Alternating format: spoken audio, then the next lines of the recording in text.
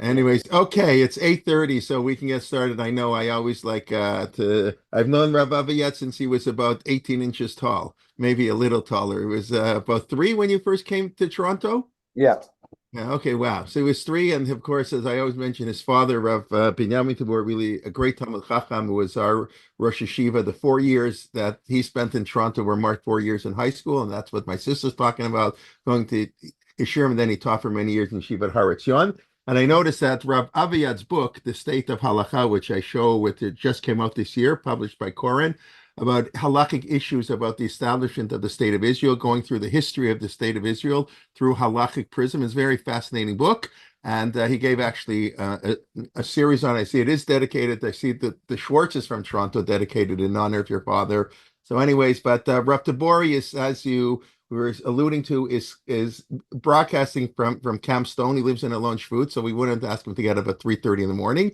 But since he's in Camp Stone, and he goes every year, serves as one of the rabbis in Camp Stone, and so it's a pleasure. He teaches at Shivat Eretz Hatzvi, and he learned in Har Etzion and Or Etzion, and was served as a rabbi in England, I believe, for a while. And anyways, it's always a pleasure to have him. So thank from you. Camp Stone, and if his voice is hoarse, that's because he's in camp, and you're supposed to lose your voice in camp. Okay, Vakasha. Shalom, everyone. Erev Tov. Hi, thank you very much, Rabbi Kelman. And I apologize for my voice. I'm like everyone else here. My throat is a bit not so well, not so good. Okay, so this week's Parshat Va'etchanan, and Parshat Va'etchanan is the second Parsha of Sefer Devarim. Before we go into the Parsha itself, I would like to talk a little about the idea of Sefer Devarim and how Va'etchanan fits into Sefer Devarim. Sefer Devarim receives a nickname by Chazal, Mishneh Torah, the supplement of the Torah, the replica of the Torah. Many people discuss and try to explain what the meaning of this idea of Mishneh Torah. And this is not my topic today, but I will just say quite quickly that Mishneh Torah, Sefer Devarim, means that it is a book which adds, summarizes, and gives interpretation to the events that took place throughout the Chumash. It is Moshe's drasha sermon, which he's giving to Bnei Israel as they're entering Eretz Israel. And in this drasha, in this sermon, he will choose certain events that he wishes to highlight and give over musar, rebuke, to the people of Israel as they're about to enter Israel. The reason I say this is because many people point out that there are a lot of contradictions between the events that are told in Sefer Devarim to the way they are told in the other Chumashim. One of the examples from last week was the Meraglim, the famous story of the spies. The way it was told to us last week has a lot of differences. The way Moshe described it last week to the way it's described to us in Sefer Bamidbar. I imagine that some of you are aware of this. Many people focus on this and discuss the differences between the stories, between the narratives of the different Chumashim.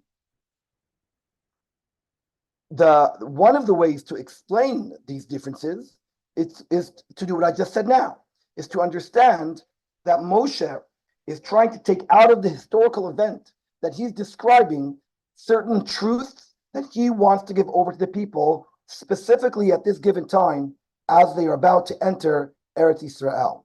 The messages of these events and what they mean to us as we live in Eretz Israel and establish a society in the land of Israel is what Moshe is interested in. So after that introduction, let's see how that works when it comes to this week's Parsha. In this week's Parsha, Moshe describes the giving of the Torah, Ma'amad Har Sinai. There is a repetition in this week's Parsha of the 10 Commandments, as we know it from Sefer Shmot, Parshat Yitro, and thankfully, it is the same 10 Commandments that are repeated here as they are mentioned in Sefer Yitro, and basically there is no real contradiction between the commandments themselves. However, there are some differences, which I'm not going to go into right now, But everyone points out that the main difference between the 10 commandments as they were given in Shmot to Sefer Dvarim is the mitzvah of Shabbat, or in other words, the reasons for why we keep Shabbat. In the sheet in the source sheet that I sent out, thank you very much. I shared with you a table which compares the details and the explanation for Shabbat as it is mentioned in Sefer Shmot to the way it is mentioned in Sefer Dvarim. And you will notice, and I'm going to, with your permission, I'm going to share the screen. 1 second. There we go. I hope you can see it on the sheet, on the screen. You will see that, as people are aware, in Sefer Shemot, the verb is zachar, remember the Shabbat, while in Sefer Dvarim it's shamor, keep the Shabbat. Mefarshim explained that the main difference is between the mitzvah of zachar and Shemot comes to include the positive mitzvot, how we remember the Shabbat in a positive way, for example, Kiddush, while Shamor in Sefer Dvarim comes to include what we should not be doing on Shabbat, the lo ta'aseh, the prohibitions of Shabbat, including the 39 melachot of Shabbat. Of course, the question is, wait a second, so what was the real 10 commandments? Was it Zachar or was it Shamor? What was the actual original 10 commandments? If I'm not mistaken, there's actually a suggestion that they were both written on the 10 commandments. But Chazal, our rabbis, answered this with a very famous quote that we all mention in our Chadodi, Zachor v'Shamor b'dibur echad, as if God spoke both words in one word. I would like to try to go back to that later on to understand what is the meaning of this expression. Zachor v'Shamor b'dibur echad. They were said in one sentence, in one word. But let's go back to the differences between the mitzvah of Shabbat. You will see that when it comes to the second, in the box here in the table, Sheshetim Ta'avod, V'stikum Melachtecha is exactly the same. And then the third box, we notice that it starts the same. Yom HaShvi Shabbat La Hashem Elokecha Lo Taseh Melacha Ata Uvincha Uvitecha Avdecha V'amatecha Uvehemtecha V'sholcha V'chomocha V'chobehemtecha. That's quite similarly the Gercha Asher B'sharecha. What's missing here is the last line. Leman Yanuach Avdecha V'amatcha Kamocha. The reason in Sefer Dvarim for the Shmirah of Shabbat, Lema'an, well, I'm not sure if it's really a reason or rather an emphasis that it's important for your slave and your maid to rest just like you would. But the main difference is, of course, at the end. While in Sefer Shemot, God explains to us that the reason for Shmirat Shabbat, for keeping the Shabbat, is creation of the world. Ki sheshet yamim asa Hashem et hashmayim v'et haaretz vayanach b'mashvi. God created the world in 6 days and rested the seventh, and therefore God made us. Well, we'll get back in a second. God told us to rest on the seventh day. While in Sefer Dvarim, in our parsha, this week's parsha, it actually puts the emphasis on Yitziat Mitzrayim. Remember, b'zacharta, you were a slave in Egypt, and God took you out of Egypt, and therefore we keep the Shabbat. Now, before we explain the difference between these two reasons, I want you please to notice that at the end of the pasuk in Sefer Shmot, it says, Al Kain Beirach Hashem et Yom HaShabbat. God blessed the Shabbat. While in Sefer Dvarim, notice, Al Kain Sivcha Hashem Lokecha for the Shabbat. It seems that in Sefer Shmot, the main difference is the reason, creation, but also that God made Shabbat Kadosh. While in Sefer Dvarim, the initiative of making Shabbat Kadosh is also in our hands. We must make the Shabbat. Chazal spoke about how Shabbat is kvua v'kaima, which means Shabbat is a God-made entity. It was made by God. Its sanctity is made by God. If a person goes to sleep Friday afternoon and wakes up Shabbat, Shabbat came in without any human interference. However, in Sefer Devarim, it seems that man has to be involved in making the Shabbat. Perhaps, and this is not my topic right now, that we see that this might be the reason for Kiddush. When we make Kiddush Friday night, we are also as if participating in making Shabbat Kadosh. We are differentiating Shabbat, separating it from the rest of the week by making Kiddush, perhaps parallel to what God does. God separated Shabbat from the rest of the week, and so we must. But according to these psukim, I hope you can see that this might be part of the idea of Sefer Devarim.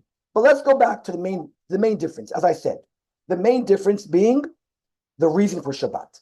Is the reason of Shabbat to remind us of God's creation, and we every time we keep Shabbat, we remind ourselves of how God created the world and remains in this world and somehow runs this world.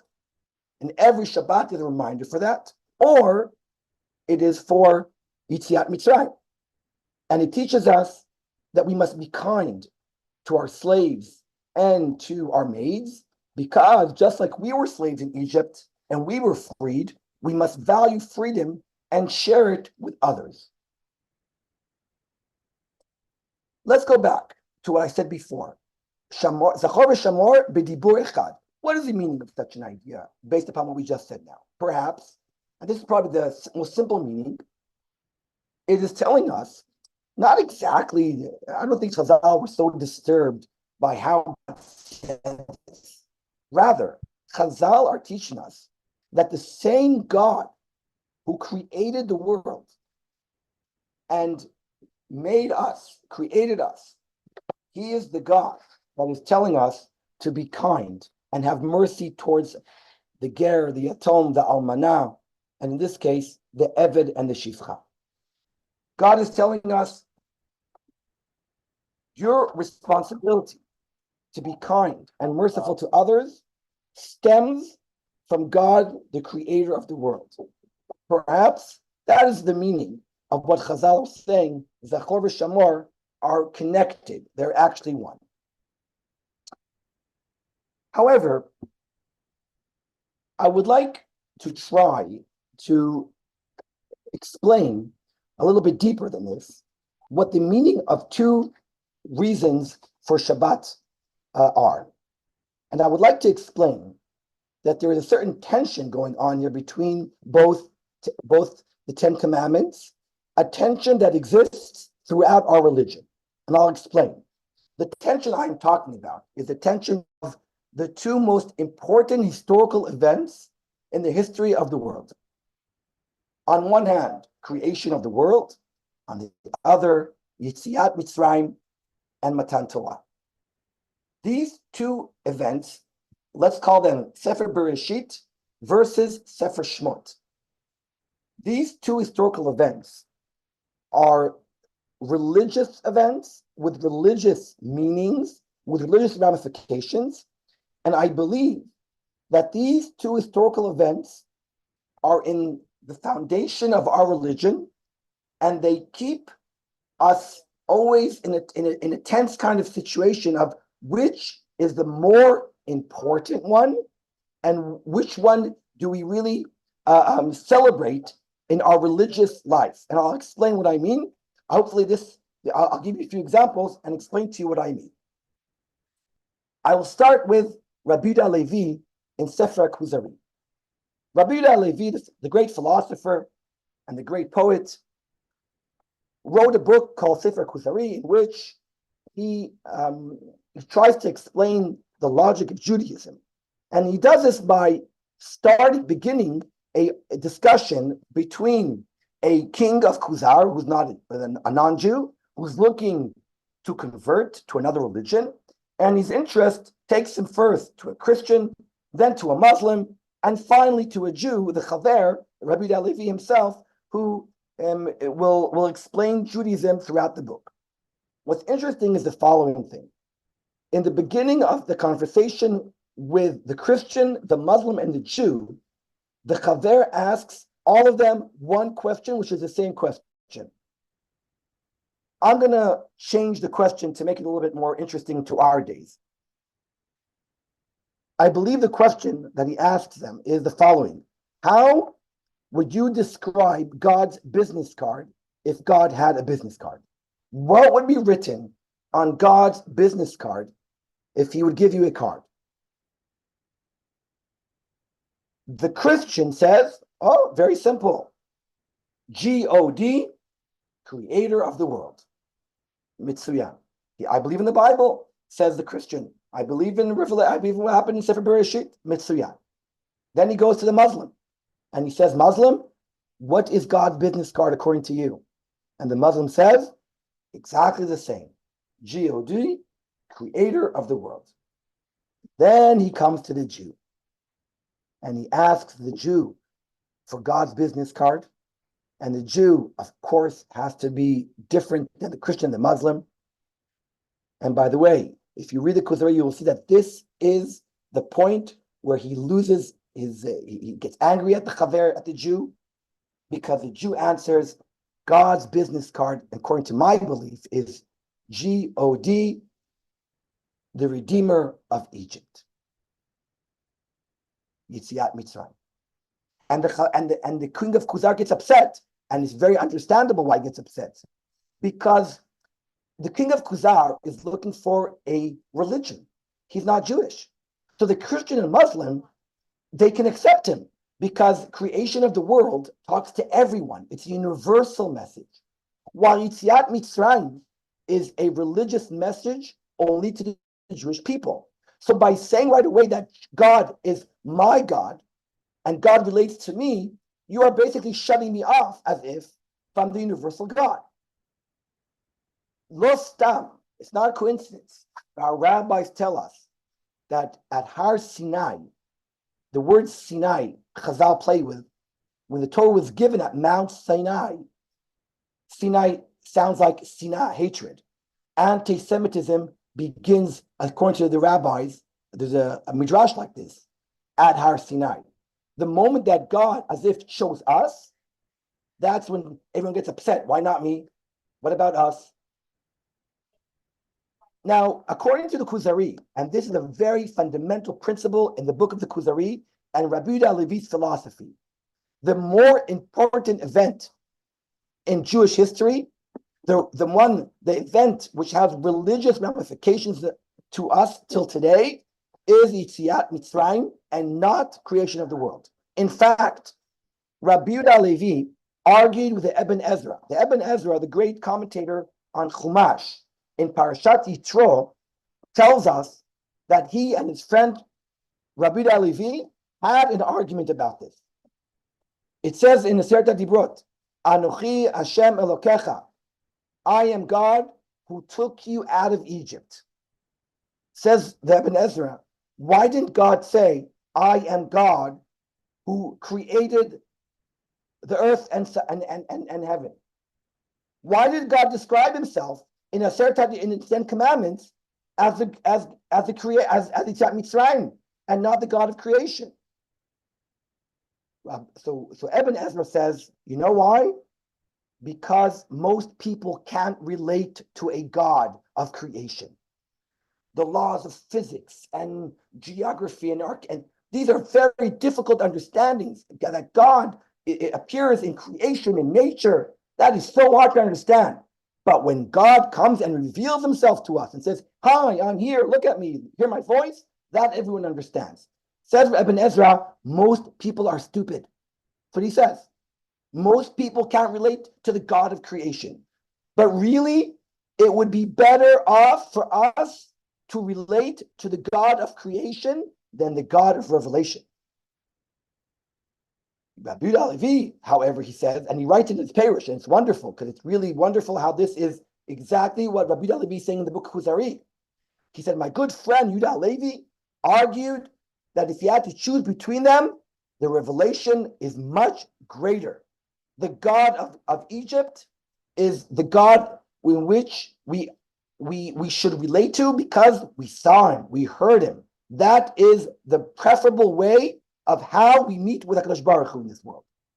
So when God said, I am the God who took you out of Egypt, it's not because it was second best way of describing himself, because that is the best way in which man can relate to God. When God reveals himself, when God comes down to us, when God talks to us, that is the preferable way of how to understand God. Now, by the way, it's interesting because the Rambam, Maimonides, will for sure, I believe, take the side of Ibn Ezra.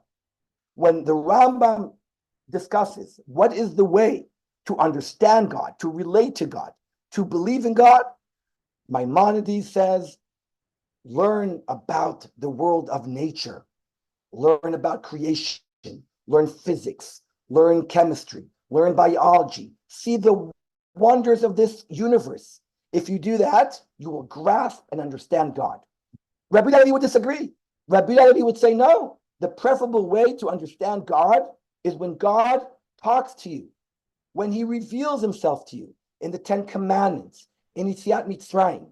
That is the preferable way, the ideal way for man to meet God.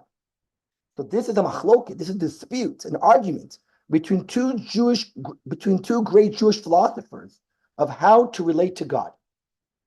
And I believe that what I said before is true. These two historical events have a tension between them. It's Briat HaOlam, creation of the world, Yetziat Mitzrayim. Which one is more important? Which one has more religious meanings? Now let's go back to our parsha. We said that in this week's parsha, Moshe Rabbeinu focuses on Yetziat Mitzrayim, while in Sefer Shmot he focuses on creation. What do we do today? How do we really act? What's the halacha? What's the psak? Is Shabbat nowadays Zecher Yetziat Mitzrayim or Zecher Le Maaseh Bereshit? So if we were in a classroom right now, I would love to ask people for their opinion, but unfortunately we're not. And I'll just say that there is quite a clear distinction between the night of Shabbat and Shabbat morning. Shabbat, it's as if we say both opinions are correct. We'll accept both Ten Commandments, both Sefer Shmot and Sefer Dvarim. Friday night, we focus on Zecher L'Maaseh Bereshit. We remind ourselves about creation, while Shabbat morning, we focus more. Yismach Moshe b'matnat chelko. We spoke about Moshe, Yetziat Mitzrayim. Now, I don't know what your nusach is. The people in front of that are at the shir today, what your nusach is, Ashkenaz, Sfard. But nusach Sfard Shabbat morning says Yismach b'malchutcha. And how does that end? How does Yismach b'malchutcha end? Shabbos morning, anyone? I would really appreciate someone yelling out.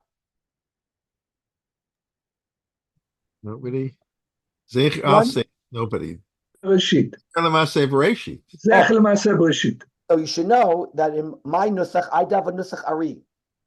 In the nusach Ari, I have a nusach Chabad because my father did. Did you know that, Jay? This is the first I hear of that. That's your father Daven Nusach Ari? Yes, so did my Even when he was in Or Chaim? yes. That we never knew that. Always. And my grandfather did, my great-grandfather Wow. did. So if you look at nusach Ari, you will see that Zecher L'Maaseh Bereshit is omitted in Shabbos morning davening. It's not there. It's cut out. And that would explain what we just said now. Friday night is dedicated to Maaseh Bereshit. Shabbos morning is dedicated to Yetziat Mitzrayim. So we have the tension between these two historical events, and we as if compromise and say both are correct, and we bring them together on Shabbat. I still have to go back though. Why did Moshe and Sefer Dvarim choose one and not the other? We'll get back to that hopefully. But I want to prove that this tension is consistent throughout our religion, and I'll explain. what are the ramifications, the religious ramifications between creation of the world to Yetziat Mitzrayim? What are the differences? One very simple difference is that the God of creation is a God of nature. We mentioned that. The God that works through the normal world as we know it. The world of laws and order, the world of nature. While the God of Yetziat Mitzrayim is a different revelation of God. It's God who performs miracles. Another difference between them is the God of creation. We don't know necessarily how he intervenes and interferes in this world. In other words, where is God after creation? Where do I find him? What is the meaning of God's existence in a world of nature? While in the God of Yetziat Mitzrayim, God knows my name. God knows who I am. I have a conversation with him. I'll say even more. God cares about us. In the God of creation, there's no indication that God knows who I am, and there's no indication that God even cares of what goes on down here. But the God of Yetziat Mitzrayim is a God that when he sees cruelty, evil, he interferes, he intervenes, he cares. And more important, it's a personal God that knows me, knows you, knows us. The outcome of that, of course, is that the God of Bereshit, the God of creation, is not a personal God, while the God of Sefer Shemot is a God who's personal, who I can meet with, I can talk to. However, I think it's the following difference, which is the greatest of all, which has huge ramifications on the way we live our lives. The God of creation, I mean, I hope everyone understands that I believe there's one God, right? I hope that when I say the God of creation versus the God of Yetziat Mitzrayim, I believe there's one God. I'm being taped, I have to be very careful. It's the way God reveals himself to us, through creation or through Yetziat Mitzrayim. The main difference between both revelations of God is, going back to what I said before, the God of Sefer Bereshit is a universal God. He's the God of all mankind. All people that exist in this world were created b'tselem Elokim. The God that appears in Sefer Shemot is the God that is unique as if to the Jewish people. I would like to argue that this is a tension that exists in Jewish tradition, not only on Shabbat, but I would say in Tefillah, in Yamim Tovim, and throughout our life. I'll give you a few examples. How do we daven in the morning when we say Berchot Kriyat Shema? We start with Yotzer HaMeorot, the bracha on the sun, on the moon, on the universe. We describe, before we get to Shema, we have two brachot. The first bracha focuses on the universe, God, creator of the universe. And what's the second bracha before Shema? Habocher be'amo Yisrael bi'ahava. Here also, we say, who am I? I am first a person who is God's creature, part of the universe, and then I'm also someone who God chose and took me out of Egypt. This also comes up in benching. How do we bench? The first bracha of benching begins, Baruch atah Hashem, Elokeinu melech haolam, Hazan et ha'olam kulo betuvo. We describe God's greatness as creator of the world. And we are just part of that universe, of that world. Then the second bracha, we say, Nodeh lecha Hashem Elokeinu al shotzetanu me'eretz Mitzrayim. We describe how Am Yisrael were chosen. Again, we focus both in our davenings and our benching. We focus on the two steps of our identity. We are part of the world, and we are Jews. You know, I'm in Bnei Akiva camp right now. There's a famous four-corner game they play in youth movements, right? When you want to challenge people to try to understand their identity. So you put in each corner different descriptions of identity. So in this case, I would do, what are you? Are you, we used to do like, are you an American Jew, a Jewish American, or Canadian? Sorry, everyone, a Jewish Canadian, a Canadian Jew, Canadian, a Jew, right? Where would you go to? So here also, how do you describe yourself? Are you a Jew, a person, a Jewish person, right? So as if in the tefillah and in the Shema and in the benching, we mention these ideas. Let's take this further. When Am Yisrael were commanded to build a Mishkan in Sefer Shemot, we find that there are many expressions in the description of building the Mishkan that take us back to creation. Vayichal Moshe, Vayichulu Hashmayim va'aretz.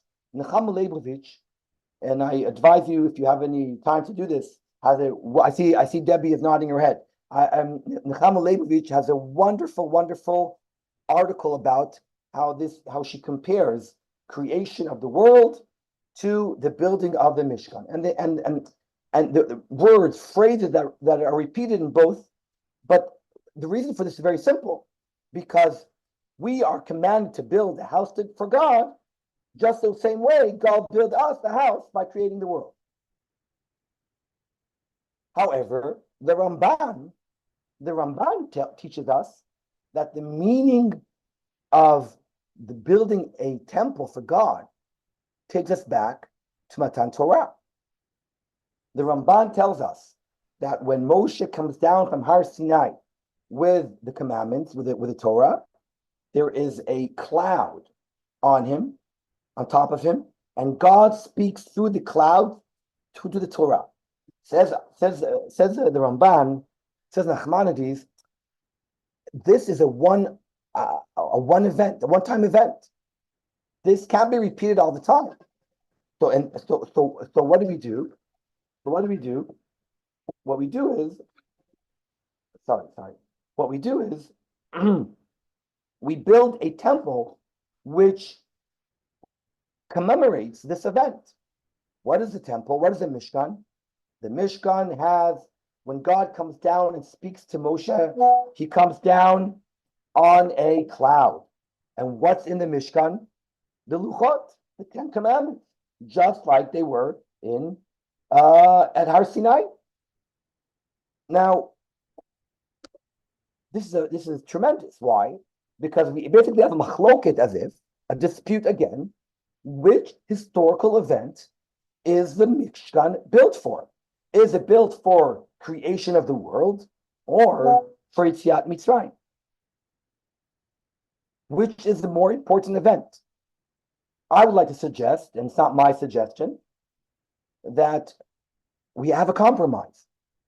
The Mishkan is a zeicher for Matan Torah, is a remembrance for the giving of the Torah and leaving Egypt, while the Mikdash, the temple in Yerushalayim, is a house that takes us back to creation. And I'll explain how I see that.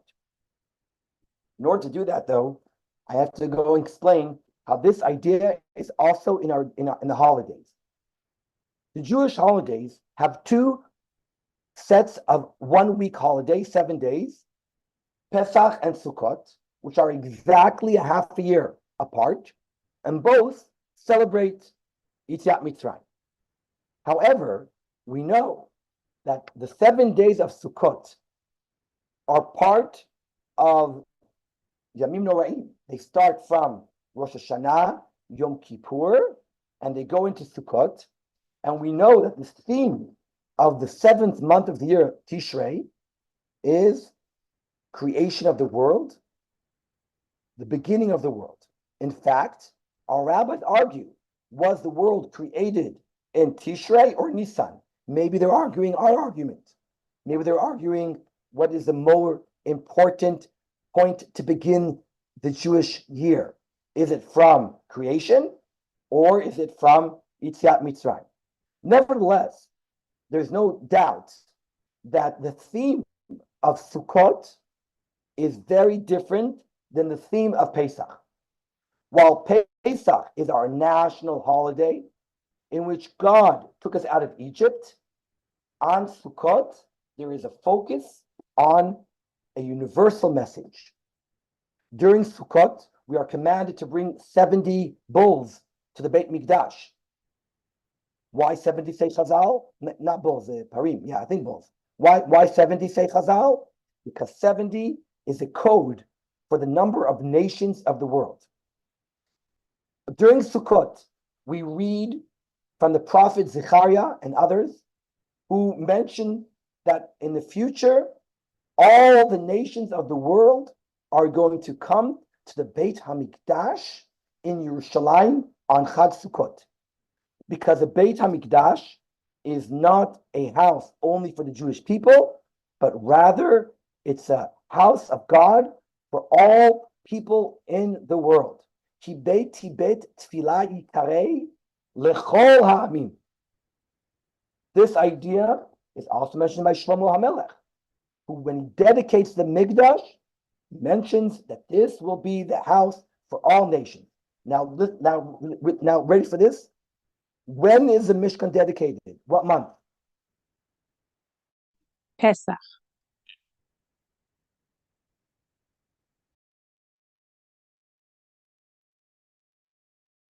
The beginning of Nisan. I don't know if he froze. He looks a little frozen, Rabbi Aviad. Rabbi? Am I back now? You're back. You just asked the question, when was the Mishkan dedicated? And you got your answer in Nisan. And now you're going to ask, when was the Mikdash dedicated? And you'll get your answer, please, somebody. The Sukkot. Mikdash was dedicated on Sukkot. Sukkot. So you see that perhaps the tension, again, between these two historical events and their religious meaning is also celebrated through the Mishkan versus the Mikdash. The tension is here too, and the tension exists within the Jewish holidays. While Chag Sukkot, and I would say Rosh Hashanah and Sukkot, are days which celebrate the universal message of Judaism, Pesach celebrates the national message of Judaism.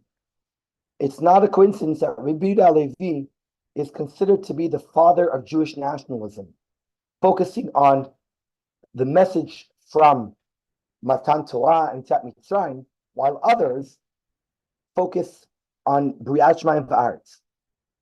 When Rabbi Sachs was nifter, I had the opportunity, the zchut, to deliver some hespedim for him. I had a bit of a connection to him when I was living in England. I was a rabbi in England for 2 years.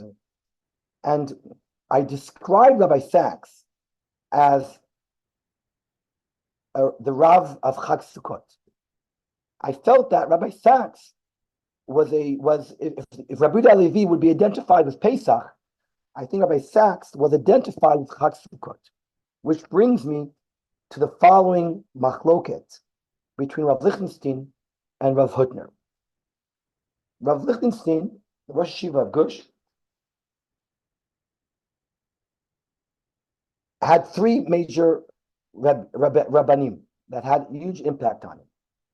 It was Rav Soloveitchik, his father-in-law, Rabbi Soloveitchik's younger brother, Rav Aaron Soloveitchik, and Rav Yitzchak Hutner, the great Hogeh Deot, Talmid Chacham. Rav Hutner was I don't know if you would call him a philosopher, but how are you defining Jay, Rabbi Kelman? He was a man of deep thought. A father, he very into thinking and thought, and of course, he in his earlier years was a close student of Rav Kook. In his later years, he sort of moved away very much from that, but he was the thinker, Pachad Yitzchak. Okay. By the way, it's important to remember that his books, Pachad Yitzchak, were mostly written by his daughter, but that's an interesting fact. Anyway, Rav Hutner had a huge impact on Rav Lichtenstein.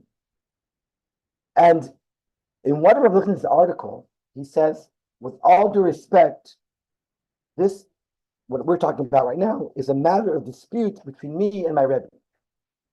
My Rebbe Rav Hutner, he says, believed that once the Torah was given, then all the identity of universal messages of Sefer Bereshit are not important anymore. All what was given at Har Sinai destroys, annuls, knocks out all the messages as if that were given throughout Sefer Bereshit. While Rav Lichtenstein says, I disagree. I believe that the messages of Sefer Bereshit, the universal messages that we receive throughout Sefer Bereshit, especially in the first chapters of Sefer Bereshit, are important today to our Jewish identity. In fact, Rabbi Soloveitchik wrote a lot of his philosophy based on the first chapters of Sefer Bereshit, that he recognized that the religious responsibilities that we have do not stem only from Yetziat Mitzrayim, but stem from creation, of God putting man in Gan Eden and giving man a task to create, to work, to develop this world, to have children. These are religious messages that have meaning to us even nowadays. In other words, Rav Lichtenstein would sign off on Brachot Kriyat Shema, starting from Yotzer Me'orot, on benching, starting from Adon Hakol.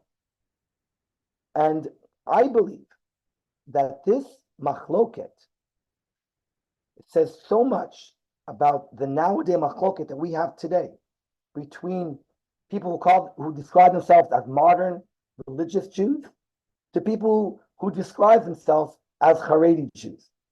This, I think, is one of the fundamental principles of dispute. How I relate to myself as a Jew, part of the world. I start my story from Sefer Bereshit, or do I start myself from Yetziat Mitzrayim? And I believe that this is a very, very important machloket. The tension between both exists all the time. We live it through the Chagim, we live it through the Shabbatot, as we said, we live it through the Kom HaMikdash, but we live it more, I would say, in our daily lives. How we understand the job and the role that we Jews have in this world. Do we understand that we are, our history begins from Bereshit or from Shmot? In fact, one can argue that this is the deep meaning of Rashi's first question in Sefer Bereshit. Rashi begins the Chumash by asking this question: why does the Torah begin, he says, with creation and not at Yetziat Mitzrayim? I know he doesn't say exactly that way, but he basically, the first question of Rashi is hinting towards the tension between both stories. Now let's go back to this week's Parsha. This week's Parsha, Parshat Va'etchanan, as we said, explains Shabbat differently than Sefer Shmot. Sefer Dvarim explains that the Shabbat, the meaning of Shabbat, is about Yetziat Mitzrayim and not creation. Why? Why does Moshe do that? The answer is quite simple. As we are about to enter the land of Israel, Moshe is interested to ensure that when we build a country, a state, we build it based upon social justice, tzedakah, chesed u'mishpat. That in this society that we build, we ensure that the weak, the people who usually don't have rights, who don't have a voice, will be given rights, will be given a voice. The ger, the yatom, the almanah, the eved, and the shivcha. And that can be understood better after Yetziat Mitzrayim. Remember, you were a slave in Egypt. You were once that person who had no voice and had no rights, and you received your freedom. You owe it to others, and you must ensure that the community and society that you build as you enter Israel will be built upon these principles of justice. So it is true that Shabbat has in it two different reasons, B'riat Shemaim v'Aretz and Yetziat Mitzrayim, but Moshe chooses to focus on one, not the other, because Moshe has a reason, has a narrative, has an agenda, which he wants to share with the Jewish people as they're about to enter the land of Israel. It doesn't mean that it's one, not the other. They're both true. The question is what to emphasize on and what to emphasize and when to emphasize that reason. That's what Moshe Rabbeinu is doing in this week's parsha. So if we sum it up, I tried to prove that the two historical events, Briat HaOlam, creation of the world, and Yetziat Mitzrayim, and leaving Egypt and Matan Torah, are two major historical events that our rabbis, our teachers, almost argue which have more religious meaning. The bottom line, they both have different meanings, and they are both celebrated throughout our Jewish traditions in the Shabbat, in the Chagim, and in the Mikdash. Toda rabba. And thank you very much. And if there are any comments or questions, I would love to hear. Anybody? Yeah, I want to say that I think it's interesting that the creation of man was accompanied by a mitzvah. So is that an anticipation of does that link the two narratives? Is that an anticipation of Matan Torah in the creation narrative itself? The fact that that it was all dependent on a mitzvah, and violation of this mitzvah led to Ayeka, which is of course Eicha, before the destruction of the Beit HaMikdash.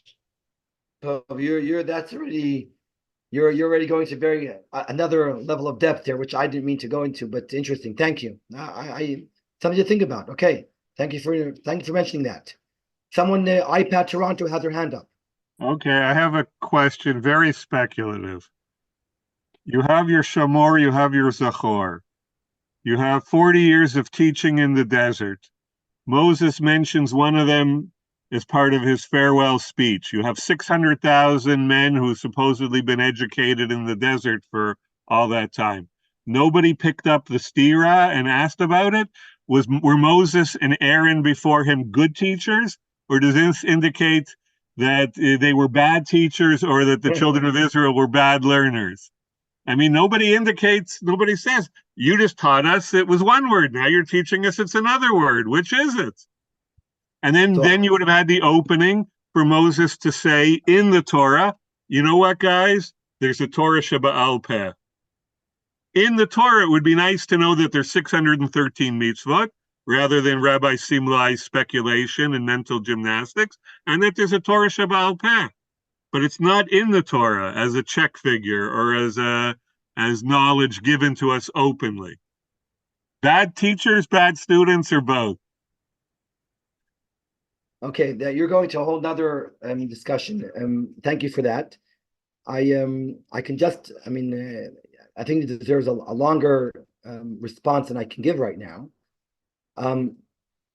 If we go back to Chazal, right? Zachor v'shmar b'dibur echad, and I don't know if that's really what I would understand normally, but they had a Masorah that both were given at Har Sinai, and again the complexity of the complex message that both are true, but the question is, what do I focus on? Is a message that people can understand. Sometimes it's important to mention the Zachor, and sometimes the Shamor. They were both given at Har Sinai, according to this. HaKadosh Baruch Hu wanted us to hear both, and as if they were given to us already then in a tradition, and people knew that they were both given then. Why does Moshe mention one, not the other?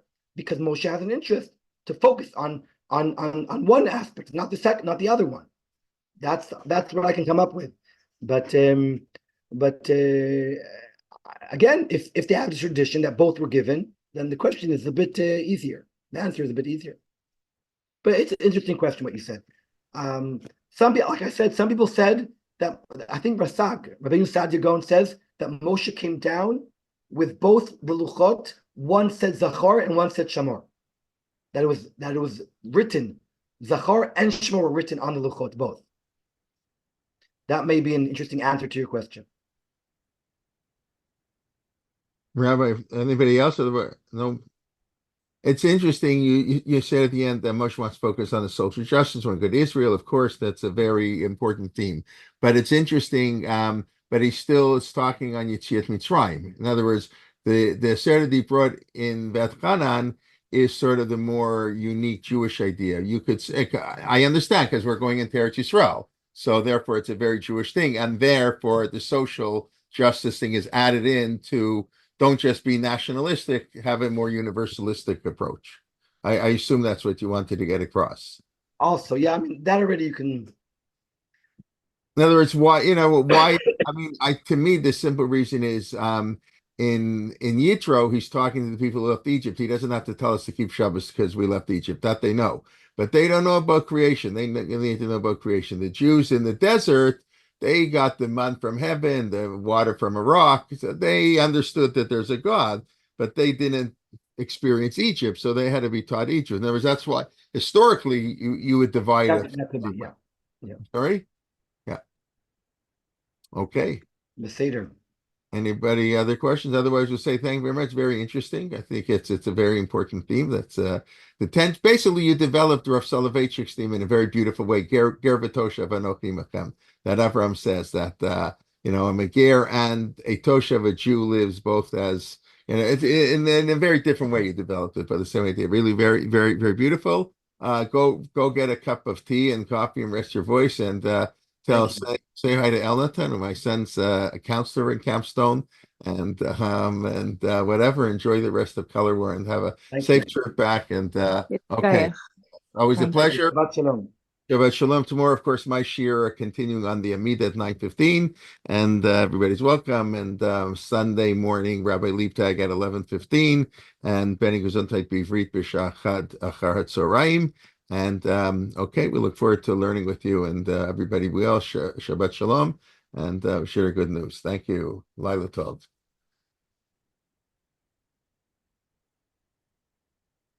Laila Tov. Laila Tov.